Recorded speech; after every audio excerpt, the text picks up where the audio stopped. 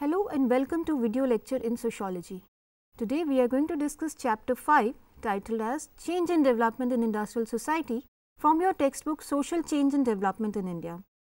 This chapter is divided into 4 parts. So far we have discussed about nature and features of industrial societies and emergence of industrial society after industrial revolution in Europe. Today in this lecture we will discuss about process of industrialization in India. Industrial society refers to a society that uses technology for mass production in factories, and it has a complex division of labor. Industrial societies, as you know, developed in the West with Industrial Revolution, and they replaced the pre-modern agrarian societies of the pre-industrial age. The degree of industrialization of any society now is considered as an important indicator of its economic development. As discussed, both modernization and convergence theory in a way put forward that industrialization will lead to emergence of global culture, and no matter what is the nature of social, economic, political structure of any society, they will ultimately converge. The empirical reality shows that this is true to large extent, but it is not always the case. There are many parallels and contrasts between the experience of industrialization in India and the Western model of industrialization. Comparative analysis of different countries like developed, developing and underdeveloped nations shows that there is no standard model of industrialization or economic development. As a negation of modernization and convergence thesis, development or industrialization of any society is dependent upon or is determined by the nature and character of social, political and economic institutions and the prevailing set of values and culture of that society. Thus, there are important actors and factors that act both as 1. Cause and consequence, and 2. Facilitate and complicate the economic development of society. There are 2 important concepts to be discussed here. One is economic development and the other one is economic growth. Economic growth and development are often used interchangeably, but they are not the same. Economic growth is one aspect of economic development. Let us understand the difference between these 2 concepts. Let us begin by economic growth. Economic growth is concerned with increase in the economy's output. It is a measure of the value of output of goods and services within a given period of time in a country. It brings quantitative changes in the economy as it refers to an increase in the real output of goods and services like increase in the real income. On the other hand, economic development refers to structural changes in the economy. It relates to the growth of Human Development Index, such as decrease in inequality, institutional and structural changes that improve welfare and quality of life of people in society over a long period of time. Development brings both qualitative and quantitative changes in the economy. There are various indicators used to assess the status of economic development of a country or at what stage industrialization has reached. Some of the important economic indicators are: first, GDP, which means the gross domestic product. It is value of output produced within a country within a given period of time. GDP per capita is distribution of GDP per head taking into account the size of the population. GNI, which is gross national income. It is the total value of goods and services produced within a country together with the balance of income and payments from or to the other countries. And we also take real GDP into account, which accounts for differences in price levels of different countries. Along with these indicators, some other important indicators of economic development are per capita gross national product. Second, development of infrastructure, which includes industrialization and also urbanization and growth and development of cities and urban areas. It also includes occupational structure of the labor force, that is, how many people are engaged in which sector of the economy, namely primary, secondary or tertiary sector. It also includes growth of population, per capita consumption and other social indicators.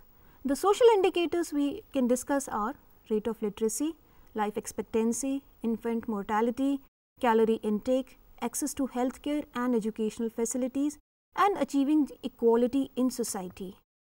In sum, the economic development involves higher incomes, better education, higher standards of health and nutrition, less poverty, a cleaner environment, equality of opportunities, greater individual freedom and a rich cultural life for people in a given country.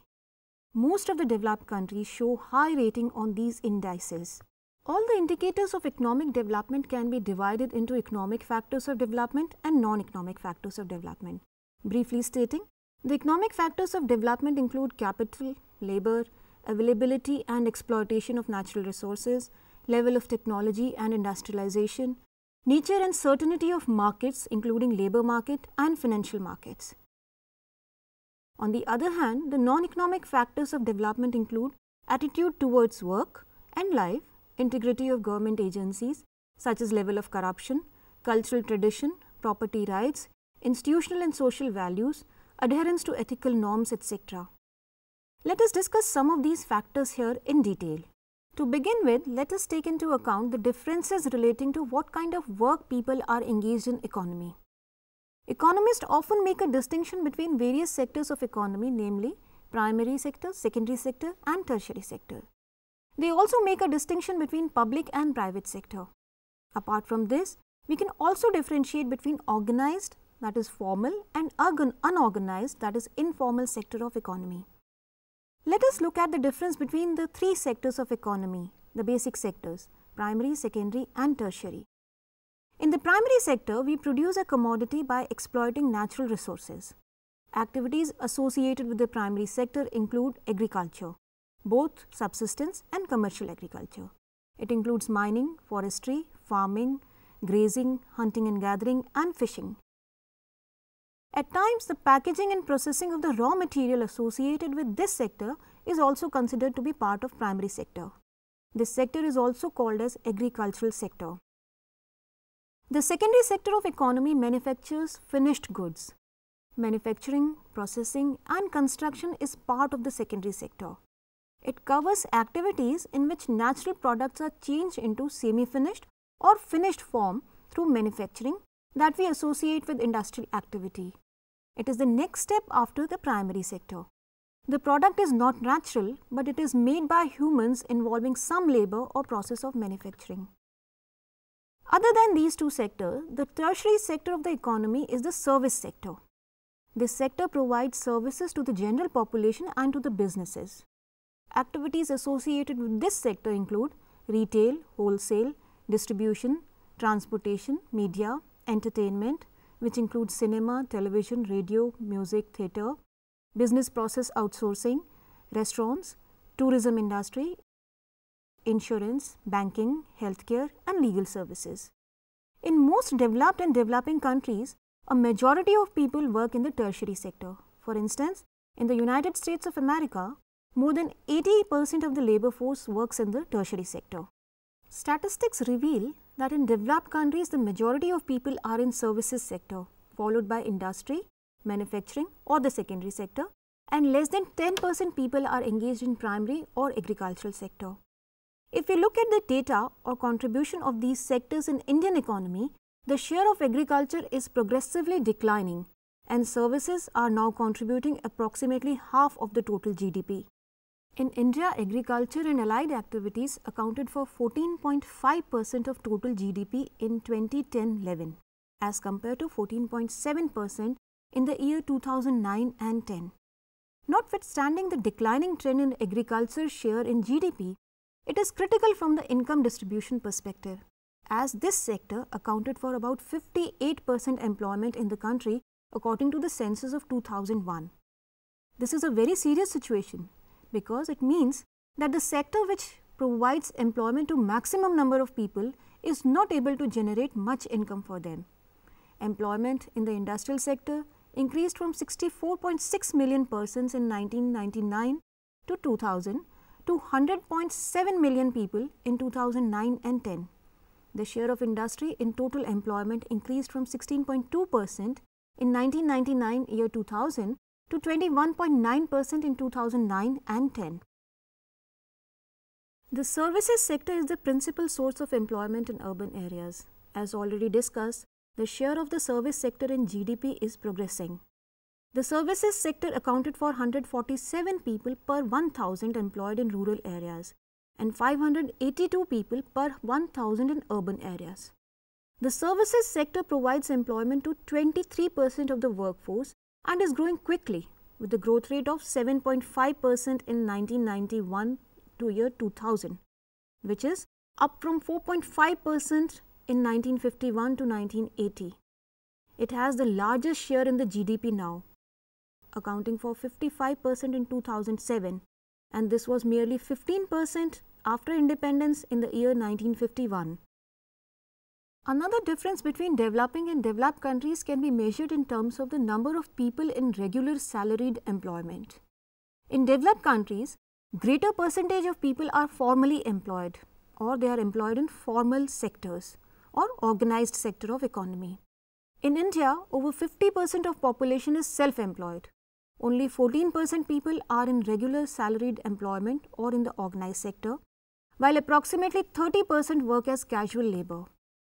An important aspect of economic development is measured in terms of achievement of equality in society. Let us briefly discuss about the issue of gender equality or inequality in economic sphere. Although equality in general means any kind of equality, be it social, cultural, ethnic, linguistic. But let us discuss gender equality within this context. Statistics reveal that women do 2/3 of the world's work, but they earn just 10% of world's income.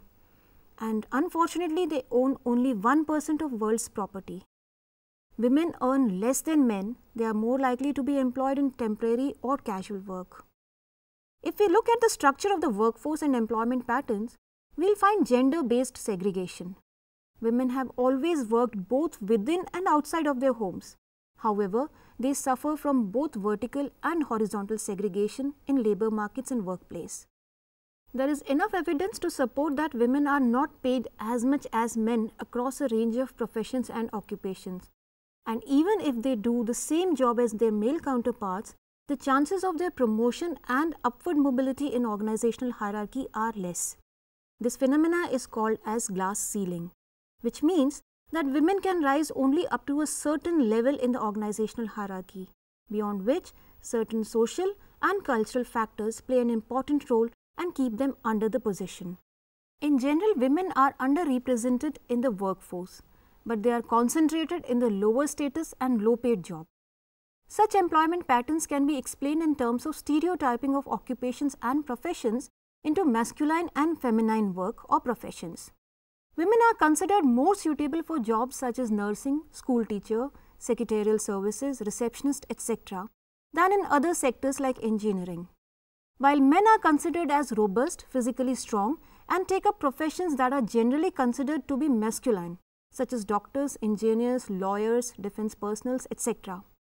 Is it just a coincidence, or is it because society thinks that women are more suitable for caring and nurturing kind of work as compared to jobs which are tough or seen as masculine? Based upon the gender stereotypes, there is a gender distinction between the jobs that men and women traditionally go for. To conclude, let us summarize what we discussed in this lecture. We started discussing the difference between economic growth and economic development. We discussed about economic and non-economic indicators of development. We also discussed about different sectors of economy, that is primary, secondary and tertiary, and their percentage of GDP and employment in these sectors in India. Towards the end of this lecture, we discussed about the gender segregation in workforce. In the next lecture, we will continue with industrialization in India since independence. Till then, you can enjoy reading this part of the chapter. Thank you.